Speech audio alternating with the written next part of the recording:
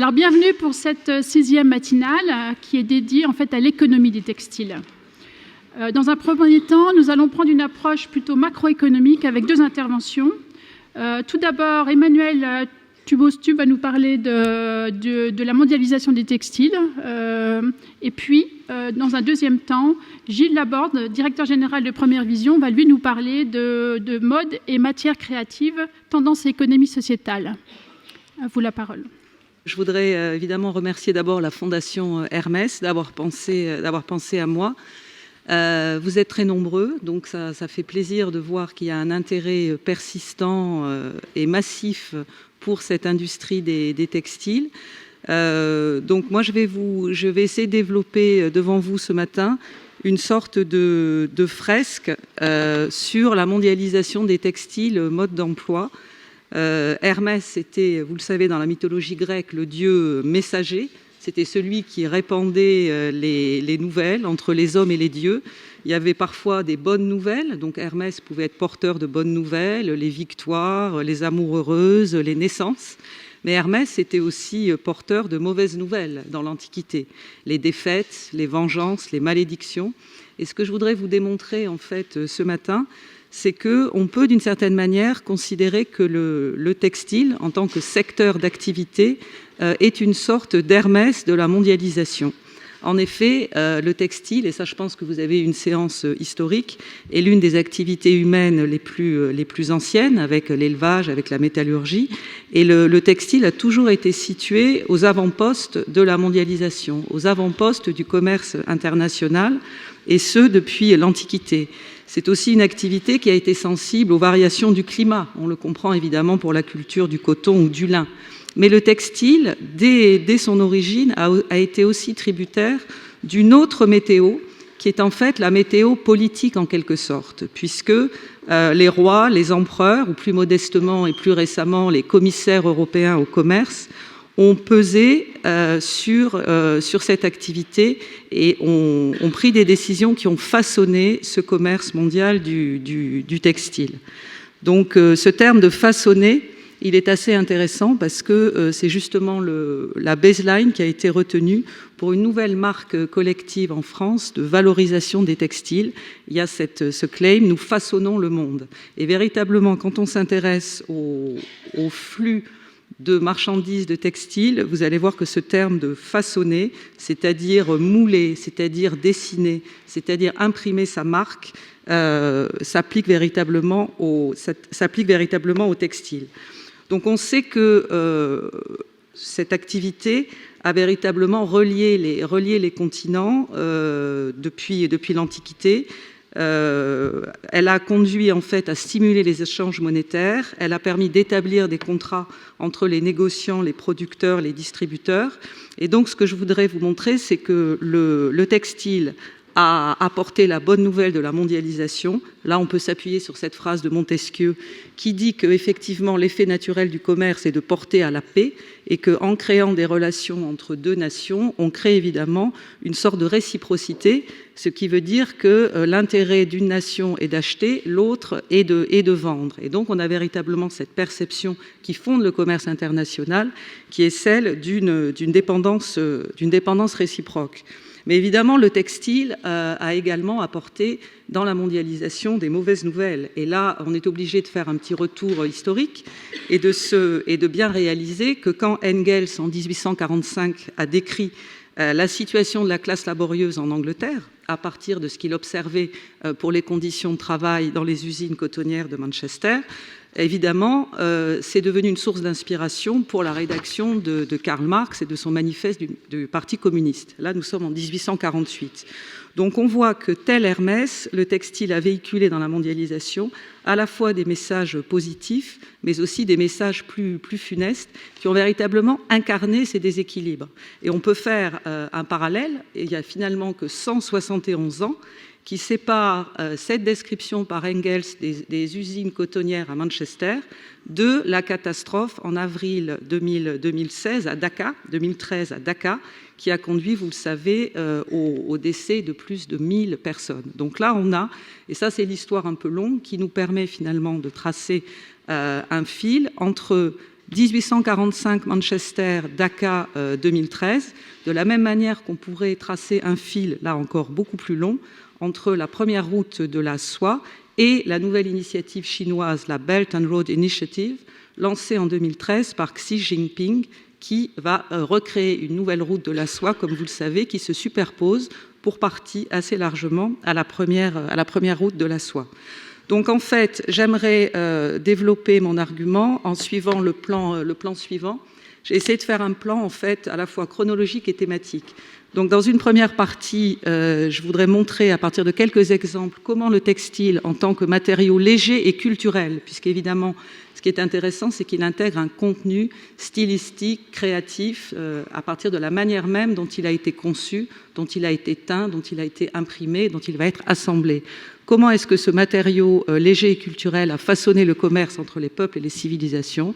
Ensuite, comment cette industrie a contribué à l'accélération de cette mondialisation, notamment après la première révolution industrielle, et en est venu jusqu'à incarner de manière emblématique la théorie des avantages comparatifs. Là, bien sûr, nous parlons de Ricardo. Et enfin, comment aujourd'hui, cette activité au plan mondial est en pleine révolution à la fois numérique et écologique, et que ces deux révolutions vont conduire en réalité à une nouvelle redistribution des cartes et sans aucun doute une nouvelle allocation des actifs, en gros entre le capital et le travail, aujourd'hui dans le monde. Donc, la diversité du textile, vous la connaissez, et cette photo, je trouve, l'illustre, c'est-à-dire que le textile, c'est quelque chose qui protège, qui est doux, qui nous accompagne depuis la naissance. C'est évidemment un vecteur de séduction, et c'est également aujourd'hui de plus en plus un matériau technologique. Là, je vous ai juste pris l'exemple d'une voile solaire. Donc ça illustre évidemment le fait que le textile est absolument partout dans notre univers et qu'il répond en réalité à plusieurs types de fonctions, c'est-à-dire vraiment une fonction affective, une fonction de protection, une fonction de séduction, une fonction d'identité statutaire, mais aussi de plus en plus des fonctions technologiques à cause de ces propriétés. Donc en fait, pour la partie historique, on sait que les premières traces de textiles ont été découvertes il n'y a pas très longtemps dans une grotte en Géorgie et qu'elles remontent à 36 000 ans avant Jésus-Christ. Donc évidemment, ça confirme le caractère éminemment ancien de ce matériau. Si on se concentre plutôt sur la Méditerranée 2000 ans avant Jésus-Christ, on sait qu'on a une circulation assez intense à la fois de tissus, de laine, de coton et de lin entre l'Égypte, la Mésopotamie, la Phénicie, la péninsule ibérique. Et je pense qu'il y a deux fibres naturelles dans ce commerce de l'Antiquité qui méritent peut-être une attention particulière. Il y a d'abord le lin, et je sais qu'il y a des producteurs de lin dans la salle. Et là, je voudrais développer juste à titre d'anecdote, en fait, l'exemple des pagnes de Toutankhamon.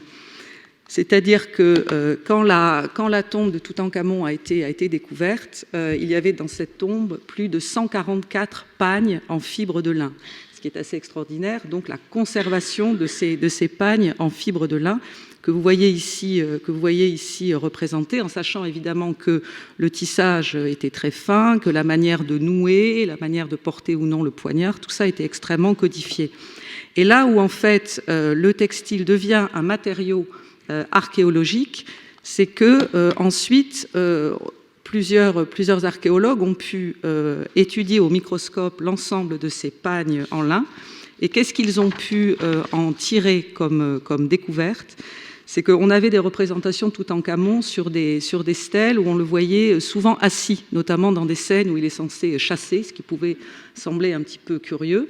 Eh bien, à partir de l'étude très fine au microscope de ces fibres de lin, les archéologues ont pu montrer qu'il devait sans aucun doute boiter, puisque les traces de cette claudication, en réalité, se retrouvaient imprimées dans les fibres de lin qui étaient abîmées, qui étaient cassées, toujours du même côté.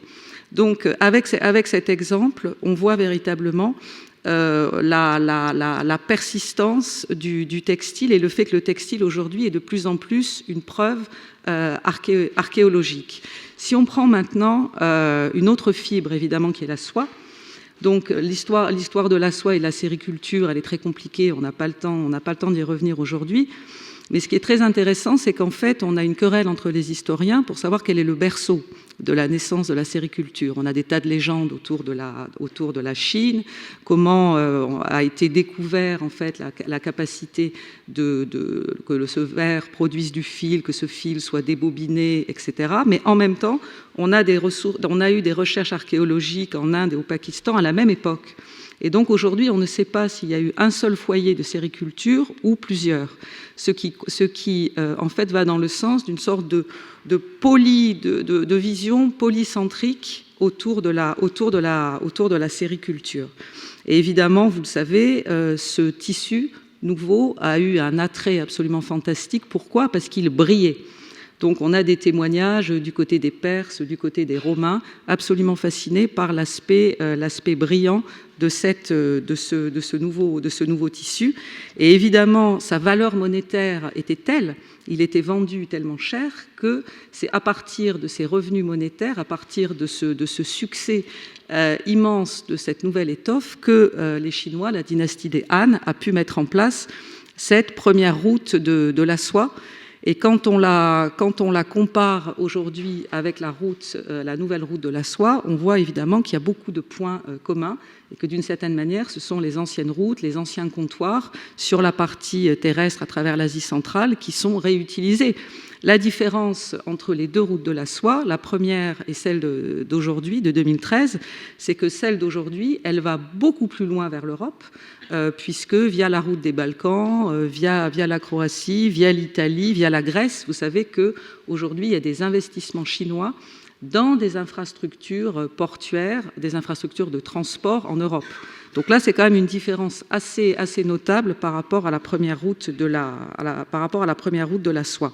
Et évidemment, la soie, c'est aussi l'histoire d'un secret, puisqu'il y avait un monopole, puisqu'il y avait une peine, des condamnations à mort si jamais le secret de la fabrication, si jamais les cocons, si jamais les vers à soie étaient exportés de manière illégale. Et ça a donné lieu à beaucoup de représentations historiques. Là, vous avez par exemple celle de l'empereur Justinien, donc Byzance, là on est au VIe siècle, qui est censé recevoir dans des cannes de bambou des vers à soie, des cocons de vers à soie, évidemment tout ça étant absolument secret. Et on voit ici que c'est toute la question du secret industriel et commercial, et puis surtout du transfert entre l'Orient et l'Occident. Et ça, c'est une nouvelle ligne de force qu'on va pouvoir développer par rapport aux autres étapes de la mondialisation. Donc si on devait résumer finalement quels sont les trois pivots du commerce du textile dans l'Antiquité, on a cette tension Orient-Occident autour de la soie, on l'a vu. On a également une dimension monopole et concurrence, parce que comme le textile est une activité stratégique, elle est encadrée par des décrets, par des monopoles, avec des peines extrêmement sévères en cas de divulgation des secrets. On n'est pas finalement, c'est une sorte d'expression extrême de ce qu'on appelle aujourd'hui le secret des affaires. Et on est évidemment au départ dans une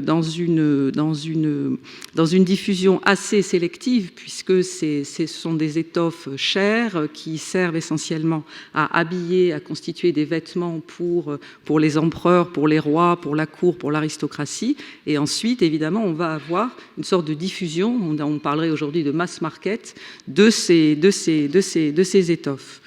Donc, quand on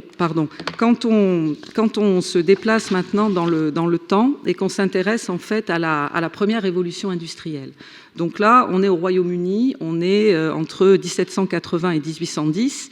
Et là, vous savez que le textile, évidemment, avec la machine à vapeur, avec l'exploitation du charbon, va véritablement être l'une des industries clés de cette première révolution industrielle, puisqu'on a l'invention de la mule génie, qui est donc cette machine, en 1775.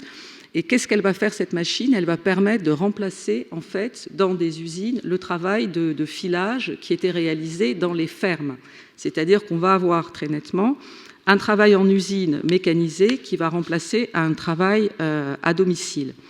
Cette étape de la mule génie va ensuite être suivie en fait d'une production mécanisée du tissage de coton. Donc là, on est à nouveau dans les années 1800. Et en 1800, on a 80% du coton qui est tissé de manière mécanique dans le comté en Angleterre du Lancashire. Et on va avoir évidemment ces techniques du tissage qui vont se décliner pour les autres fibres, avec notamment une invention tout à fait intéressante que vous connaissez. Là, on est toujours dans les années 1800. C'est le fameux métier jacquard. Donc, l'invention de Joseph-Marie Jacquard, elle est tout à fait intéressante à plusieurs titres. Il y a deux dimensions, je trouve, qui sont vraiment intéressantes dans l'invention du métier jacquard. La première, évidemment, c'est la dimension par rapport au personnel, par rapport aux travailleurs. Pourquoi ? Parce qu'en fait, ce métier va permettre de croiser des fils de couleurs, de dessiner des motifs, vous avez les motifs, mais par un seul ouvrier. Donc c'est la machine, c'est le mécanisme lui-même à partir de cartes perforées qui va permettre de faire gérer par une seule personne ce métier au lieu d'en avoir plusieurs. Et donc vous voyez évidemment là une des manifestations les plus emblématiques de la destruction du travail par un progrès technologique. Et donc là, évidemment, on est dans la révolte des canuts. Et le deuxième intérêt de cette machine, avec les cartes perforées, c'est que, au plan de l'histoire des techniques, on est finalement là avec le premier système mécanique programmable avec des cartes perforées. Et ces cartes perforées, vous allez évidemment les retrouver dans les premiers ordinateurs. Et un certain nombre d'historiens des sciences et techniques considèrent que véritablement le métier jacquard, d'une certaine manière, est l'ancêtre des premières machines programmables avec des cartes perforées. Donc on est là avec la mécanisation, avec la révolution des transports. Et là aussi, on peut faire des parallèles avec aujourd'hui, dans une première mondialisation portée par la révolution industrielle et dont le textile va être une des premières manifestations. On a d'abord l'exploitation pour ce commerce des textiles des canaux, les canaux apportant aussi l'énergie par l'eau. On a les voies ferrées avec les premiers trains en 1815. On a les premiers bateaux à vapeur, les premiers steamers en 1830 qui vont relier Londres à New York en 10 jours. Et puis on a l'apparition des navires de très grande taille. Et du coup, on a vraiment le textile comme produit léger, pliable, facile à conditionner, qui va devenir l'une des marchandises les plus échangées au monde. Et évidemment, dans cette période de développement de la révolution industrielle et de la première mondialisation, on a des théoriciens de la mondialisation. Vous connaissez bien sûr David Ricardo, donc voilà le portrait. L'intérêt de la thèse de Ricardo, c'est qu'il va en fait nuancer la théorie des avantages absolus d'Adam Smith. C'est-à-dire qu'il va considérer que tous les pays en réalité ont un avantage à gagner à participer au libre-échange, dans la mesure où ils peuvent avoir un avantage comparatif, non pas un avantage absolu à se spécialiser, parce que la thèse de Smith, c'était plutôt les draps contre le Porto, entre Angleterre et Portugal. Et ça avait un effet très fort d'éviction, puisque clairement, on avait un pays gagnant, un pays perdant dans un échange, avec une spécialisation absolue. Ce que dit Ricardo, c'est un peu plus nuancé, et ça redistribue les cartes, ça va permettre finalement à chaque nation qui va participer à ce mouvement de libre-échange d'y trouver un avantage. Donc je vous lis cette citation parce que je crois qu'elle est assez claire. Supposons deux ouvriers, sachant l'un et l'autre faire des souliers et des chapeaux.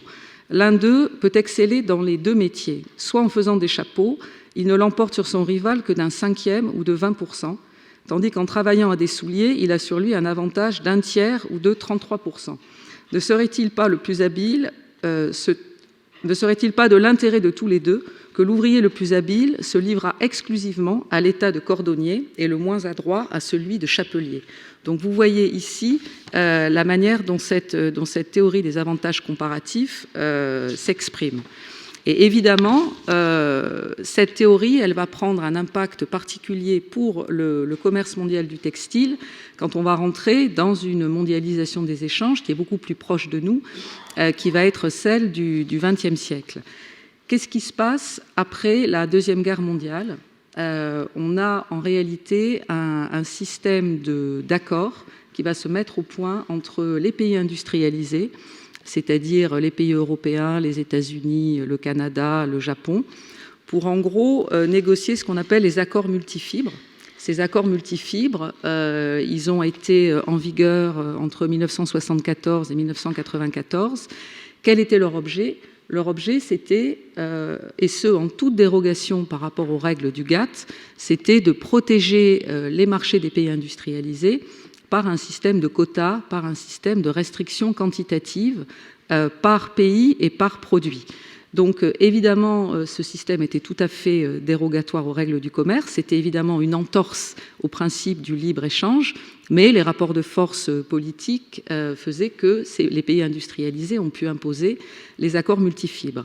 Mais en 1994, au moment de la création de l'OMC à Marrakech, les pays en développement étaient les plus nombreux et il est très clair qu'ils ont obtenu à ce moment-là la disparition de tous les quotas textiles-habillement, mais ce, de manière graduelle. C'est ce qu'on appelle l'accord textile-vêtements.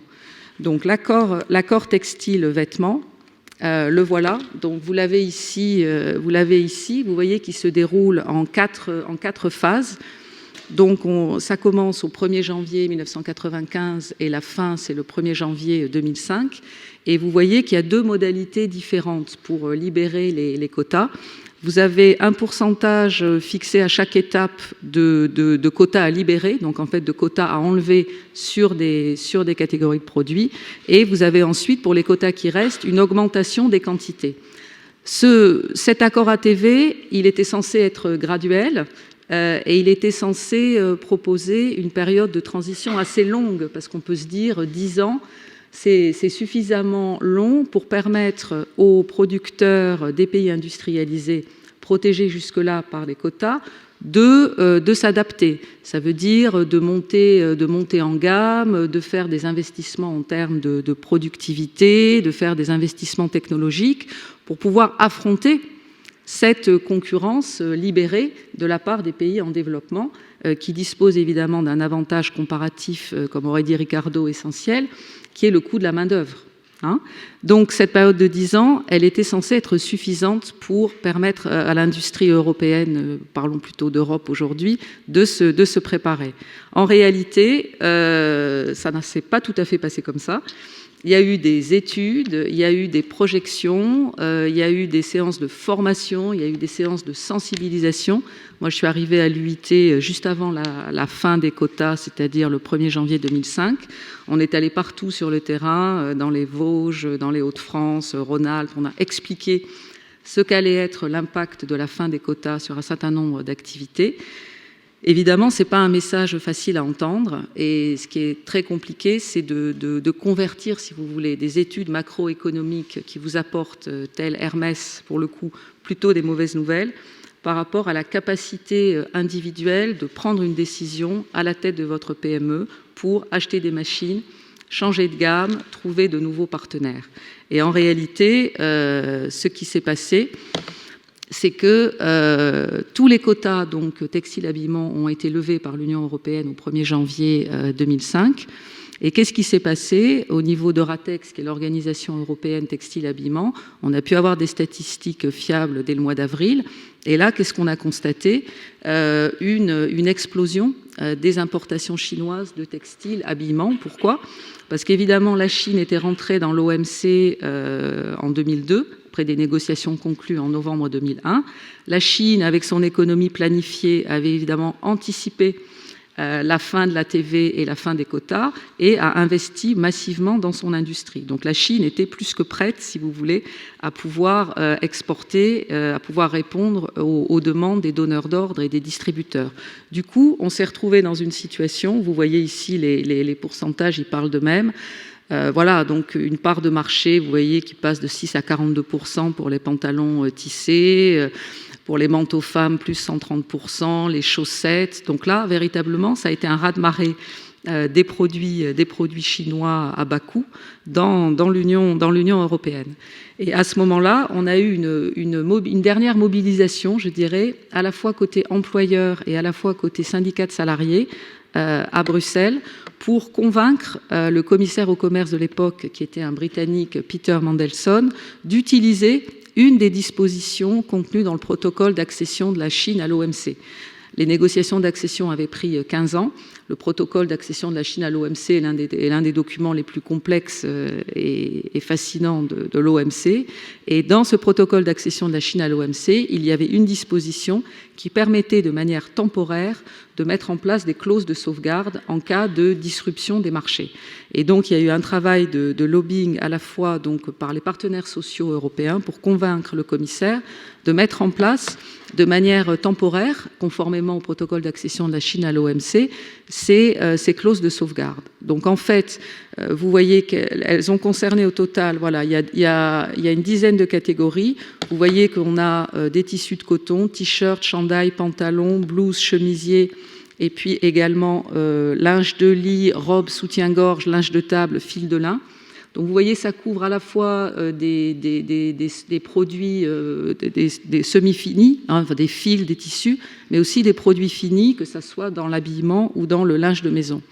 Et donc là, vous voyez ici tout simplement qu'on revient de manière temporaire à une sorte de logique quantitative des quotas, c'est-à-dire qu'on va donner le nombre de tonnes ou le nombre d'unités pour brider le flux des textiles chinois vers l'Union européenne.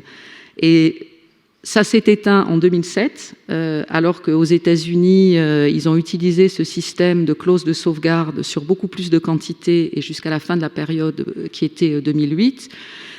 Évidemment, ça n'a pas empêché l'industrie textile-habillement européenne d'être très fortement impactée, puisque si on doit retenir qu'un chiffre lié à l'effet de la fin des quotas sur l'emploi dans l'Union européenne, c'est la perte d'1 million d'emplois. C'est-à-dire qu'entre 2005 et 2015, l'Union européenne a perdu 1 million d'emplois dans l'industrie textile et habillement. Évidemment, ces pertes d'emplois, elles ont été réparties de manière différente selon les États membres, en fonction de leur degré de spécialisation, sur la partie plutôt amont textile ou sur la partie plutôt aval, c'est-à-dire habillement. Qu'est-ce qu'on peut retenir de cette période? Première mondialisation, deuxième mondialisation, théorie des avantages comparatifs, fin des quotas, c'est-à-dire cette espèce de phase de régulation avec les accords multifibres, de dérégulation avec l'accord ATV. Et vous l'avez compris, aujourd'hui, on est dans une situation où, au niveau du commerce mondial, on n'a plus aucune spécificité pour le textile et l'habillement. C'est-à-dire qu'il y a la capacité pour les producteurs de recourir à ce qu'on appelle les instruments de défense commerciale, c'est-à-dire l'anti-dumping, l'anti-subvention, mais il n'y a plus aucun dispositif spécifique. Donc cette période, par quoi elle se caractérise? On a évidemment un développement massif de la production au plan mondial et des échanges, soutenus et entretenus par la première révolution industrielle, ça c'est tout à fait net. On a une mobilisation des protections. On a une mobilisation des boucliers, des défenses en quelque sorte par les pays industrialisés, mais cette demande de protection, elle ne va pas résister à la montée des émergents devenus majoritaires au sein de l'OMC. Et voilà. Et donc l'industrie textile-habillement a évidemment illustré de manière assez douloureuse cette théorie des avantages comparatifs. Parce que quand vous étiez dans les couloirs de la Commission européenne en 2005 pour mobiliser l'utilisation de cet outil de protocole d'accession de la Chine à l'OMC, vous entendiez évidemment des économistes ou des fonctionnaires vous dire mais c'est la théorie des avantages comparatifs, nous en Europe on fait des Airbus, on ne fait pas des t-shirts. Hein, donc c'était vraiment l'argument Airbus contre t-shirt.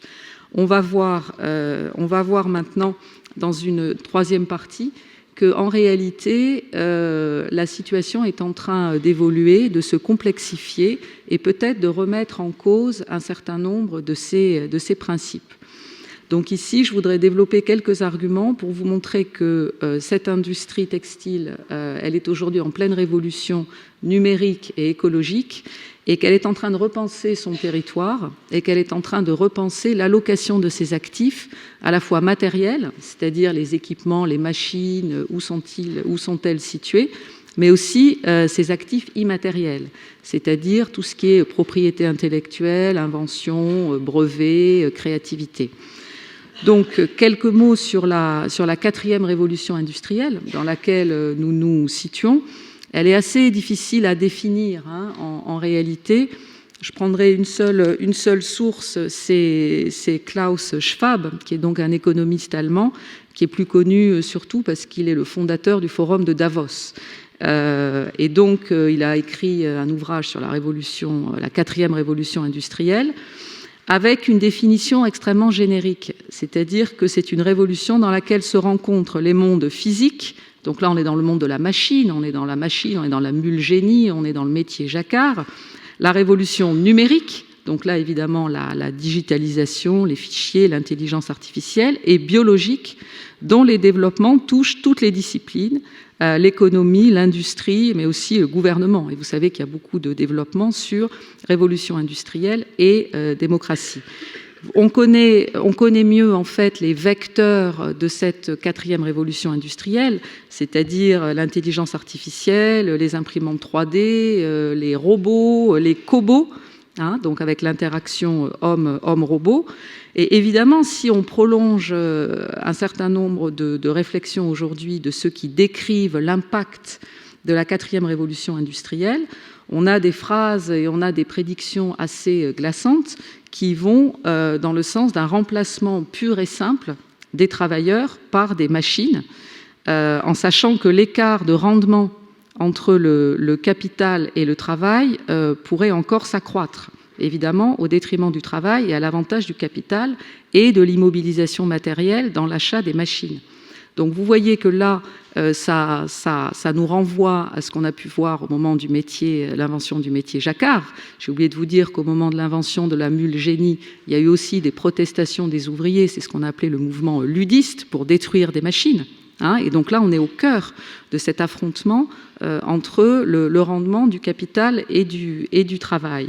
Cette révolution industrielle, elle concerne évidemment tous les secteurs, elle concerne aussi le textile, et elle est tout à fait encouragée par le gouvernement qui a adopté un système en fait qui vise à encourager l'acquisition de ces équipements avec une mesure de suramortissement numérique. Ça veut dire que il va y avoir un suramortissement qui va permettre à l'entreprise d'être incitée en quelque sorte à faire ses investissements. Et ici, vous avez la liste des équipements. Et je pense que ces équipements, ils sont au cœur de ce qui va se passer dans l'industrie textile au plan mondial, non seulement en Europe, mais aux États-Unis et sans aucun doute en Asie. C'est-à-dire que là, il est question d'équipements robotiques et cobotiques, il est question des équipements de fabrication additive, les imprimantes 3D, il est question des logiciels utilisés pour les opérations de conception, de fabrication et de transformation, il est question de machines intégrées destinées au calcul intensif, les supercalculateurs, des capteurs physiques qui collectent les données sur les sites de production, des machines de production à commande programmables ou numériques et des équipements de réalité augmentée. Donc c'est ça, ce sont les équipements qui vont véritablement transformer la production, y compris dans notre industrie. Les entreprises textiles françaises sont en train de s'emparer de cette nouvelle révolution. Ce mouvement de modernisation, de conquête, il est bien perçu par les pouvoirs publics. On a eu la chance d'être considéré par la Banque publique d'investissement comme l'une des 9 filières d'avenir, avec ce jeu de mots de la BPI sur tech et style, pour bien montrer que notre industrie peut réunir à la fois toute la partie contenu créatif, stylisme, design, et d'un autre côté, de la technologie dure en termes de production. Et il y a 4 marchés qui ont été identifiés comme étant les plus prometteurs pour ces développements de ce qu'on appelle les textiles à usage technique. C'est la Smart City. Pourquoi ? Parce que en fait, le textile est déjà le 5e matériau utilisé dans la construction. à la fois à l'intérieur et à l'extérieur des maisons, sur les toits, les parois végétales, etc. Ensuite, vous avez les nouvelles formes de mobilité. Donc là, c'est très clair, plutôt sous la forme de composite, que ça soit dans les habitacles de voitures. Il faut imaginer qu'avec les véhicules autonomes, la voiture va devenir un espace à vivre. Donc évidemment, le textile reprend toute sa dimension, puisqu'en quelque sorte, vous allez être dans votre salon et le robot va conduire pour vous. Donc il y a d'autres fonctionnalités qui vont apparaître à l'intérieur de la voiture. Le style de vie de l'individu, donc là c'est très clair, c'est le marché naturel pour le textile, mais avec une composante fonctionnelle beaucoup plus importante. Et enfin la santé, et la santé qu'on peut illustrer par un exemple dont vous avez entendu parler, il y a eu pas mal de presse, qui est BioSerenity, où là vous avez en fait un équipement porté par un patient atteint d'épilepsie. Et cet équipement, équipé de capteurs, va permettre d'enregistrer un très grand nombre de paramètres à domicile, c'est-à-dire dans des conditions beaucoup plus confortables que celles consistant à venir dans un hôpital et à rester dans une salle avec des équipements. Donc là, c'est toute cette nouvelle frontière des textiles intelligents qui est portée par la 4e révolution industrielle et qui va conduire à redistribuer les cartes. Pourquoi ? Parce qu'évidemment, ces produits vont intégrer une très forte valeur. Ce sera autant des produits que des services grâce à la collecte des données. Et donc, évidemment, les questions de compétitivité coût vont se poser dans des termes très différents. Donc ça, c'était un exemple de la révolution numérique, des nouveaux usages et des nouvelles opportunités. Et évidemment, il y a toute la partie écologique. Donc là, vous savez que malheureusement, le textile habillement est considéré, même si ça n'a jamais été démontré de manière chiffrée, mais comme la 2e industrie la plus polluante derrière le pétrole et la pétrochimie.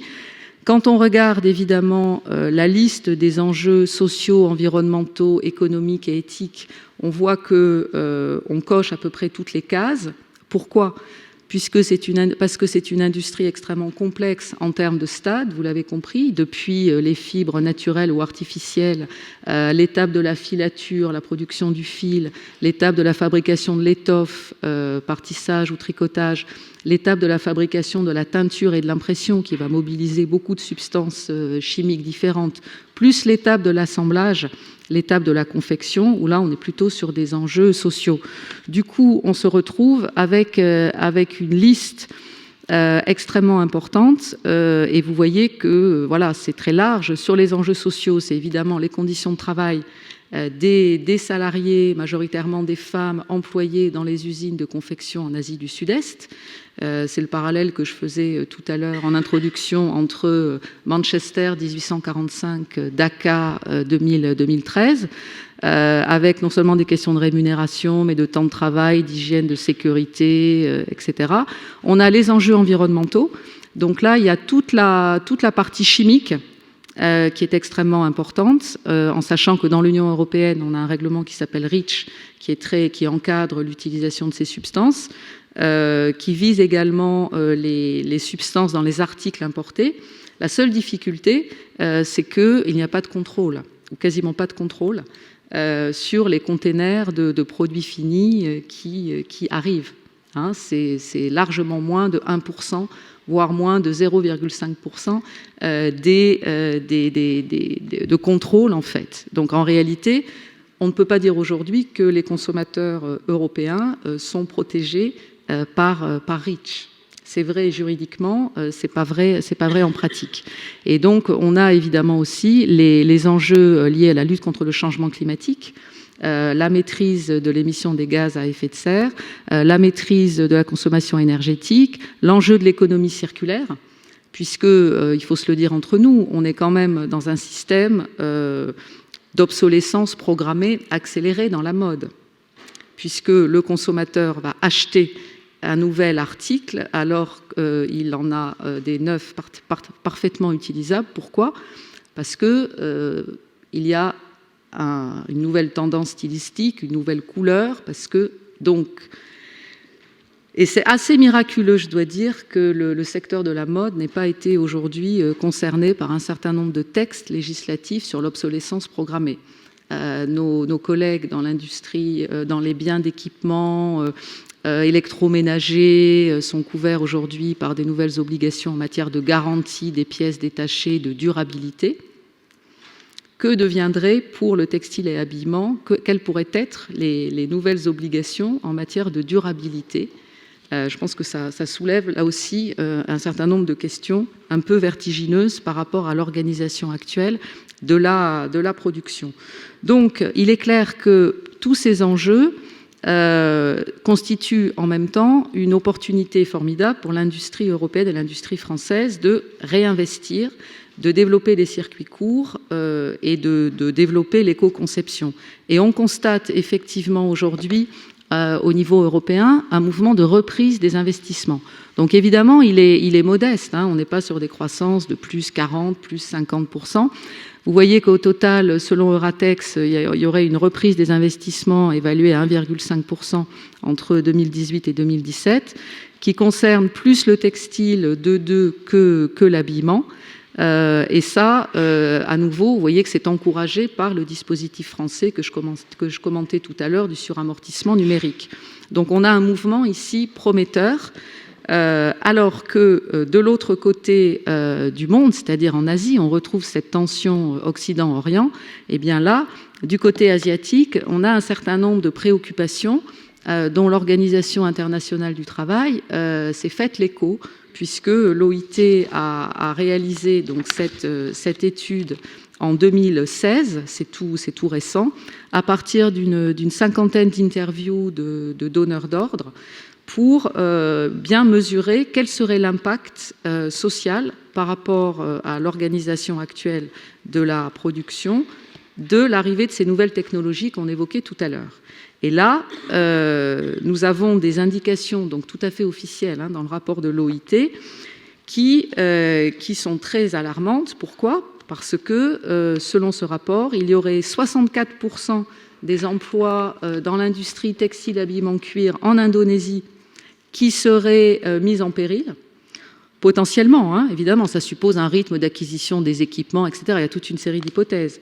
Ce pourcentage serait de 86% au Vietnam et serait de 88% au Cambodge. Donc vous avez là véritablement un risque de destruction massive d'emplois dans la confection en Asie du Sud-Est, lié à l'arrivée des nouveaux équipements les plus productifs de la 4e révolution industrielle dans le textile. Et l'une des machines les plus emblématiques de cette nouvelle révolution industrielle qui va mettre à mal le handicap du coût horaire du travail dans l'étape essentiellement de l'assemblage, c'est ce qu'on appelle les SewBots, c'est-à-dire les robots confectionneurs. Donc là, vous avez une de ces machines. Il y en a déjà quelques centaines qui sont en fonctionnement aux États-Unis et qui permettent de fabriquer, je crois que c'est Adidas qui a annoncé qu'ils allaient fabriquer dans les usines aux États-Unis à partir de ces équipements 22 millions de t-shirts par an. Alors je ne sais plus quelle est la productivité par jour, mais vous pouvez imaginer que là, ça renvoie à ce que je vous disais tout à l'heure sur le rendement, l'écart de rendement entre le capital et le travail. Donc, ça veut dire qu'ici, nous avons sans aucun doute un nouveau transfert capital-travail qui va s'effectuer au plan mondial. On a vu qu'il y avait une pression des autorités, et c'est bien légitime, sur la soutenabilité des chaînes de valeur actuelles textile-habillement.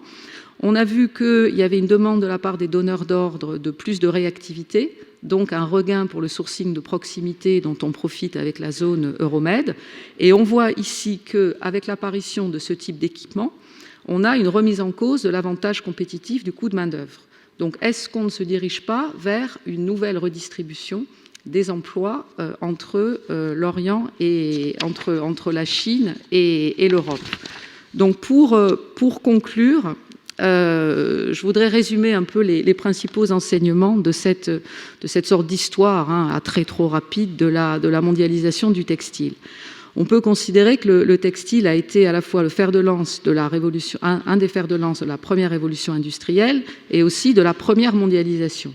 En revanche, la deuxième mondialisation, essentiellement financière, à partir des années 90, et cela a culminé avec la fin des quotas en 2005, le textile a été un secteur qui a subi.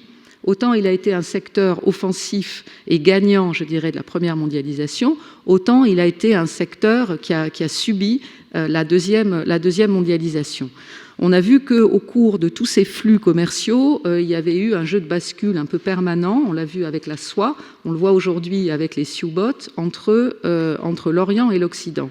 On a vu qu'aujourd'hui, que les progrès technologiques avaient détruit des emplois dans l'histoire, on avait déplacé, depuis les ludistes et les canuts, est-ce qu'on n'aura pas des révoltes des syndicats de salariés dans les pays que je viens de citer par rapport à ces destructions massives d'emplois peut-être annoncées.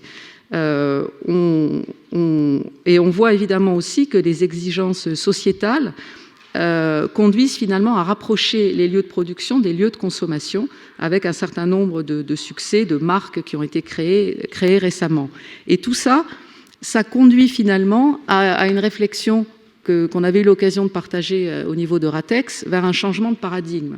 C'est-à-dire que l'ancien paradigme textile, c'est celui d'une industrie intensive en main-d'œuvre qui est en fait dominée par les pays en développement et les PMA, puisque ces pays-là ont des avantages comparatifs en main-d'œuvre, on l'a dit, et avec une vision un peu d'une entreprise intégrée où on part du fil au tissu, aux vêtements. En réalité, est-ce que ce paradigme n'est pas totalement dépassé ? Est-ce qu'on n'est pas en train de se diriger vers une industrie qui va être intensive en capital et en connaissances et en contenu créatif ? Et je vous l'ai montré avec BioSerenity et vraiment cette idée de service, de technologie, de data associée, portée par le textile lui-même. Est-ce qu'on n'est pas en train de construire une industrie à forte valeur ajoutée qui, évidemment, pourrait conduire à une relocalisation partielle? Et puis, c'est très clair que la troisième dimension, c'est-à-dire sortir d'un modèle intégré, fil, tissu, vêtements, pour aller vers une industrie complètement transversale qui sert tous les marchés. C'est ce que je vous ai montré avec la voile solaire, le linge du bébé ou bien la tenue en 3D. Une industrie compétitive de matériaux avancés qui sert en réalité tous les marchés. Donc l'histoire nous dira si ce mouvement de relocalisation, de remplacement travail-capital, à quel rythme il va s'effectuer. Vous savez qu'on est dans une période très compliquée au niveau du commerce international, avec la guerre entre les États-Unis et la Chine, qui va sans aucun doute avoir un impact pour les Européens, en sachant en plus qu'elle se double de décisions de l'OMC sur un panel Boeing-Airbus, qui risque de s'accompagner de droits de douane supplémentaires sur le textile et habillement, puisqu'on prend évidemment d'autres secteurs que ceux qui sont concernés par la plainte. Donc on est dans une phase véritablement de très grande complexité et de beaucoup d'expressions de contradictions dans le commerce mondial aujourd'hui de textile. Voilà, c'était ce que je voulais vous résumer. J'ai été peut-être un peu longue, j'en suis désolée, et un peu confuse au départ, j'en suis désolée aussi.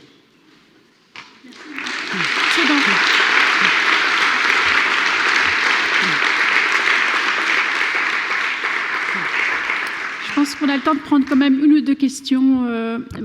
Moi, j'en aurais une première. Est-ce que la Chine n'a pas cette capacité d'acquérir en fait tous ces outils? Parce que moi, je suis allée en Chine dernièrement, à Shanghai. Je sais que c'est pas tout à fait comme partout en Chine, mais j'ai l'impression qu'ils avancent à vitesse grand V. Et est-ce que vous avez fait cette hypothèse?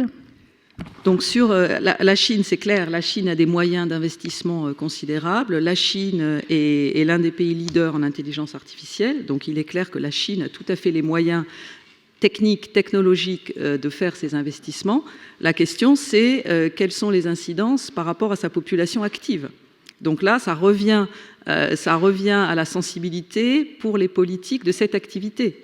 C'est-à-dire, évidemment, vous avez une possibilité technologique, mais vous avez des conséquences sociales à assumer. Ça veut dire qu'il faut trouver d'autres activités qui permettent d'employer ces salariés avec les compétences qui sont les leurs. Mais vous avez raison. Très bien, merci beaucoup. On va vous applaudir très fort pour cette brillante...